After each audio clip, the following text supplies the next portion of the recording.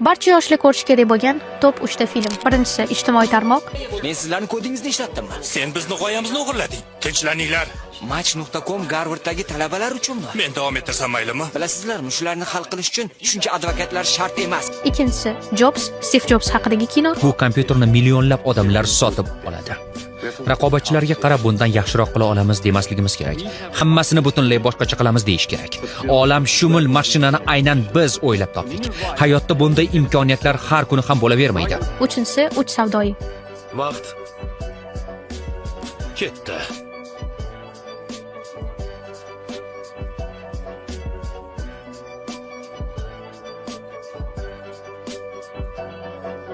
Bu kinolarni ko'ring va insonni muvaffaqiyatga olib chiqadigan eng muhim ko'nikmalarni tushunib oling.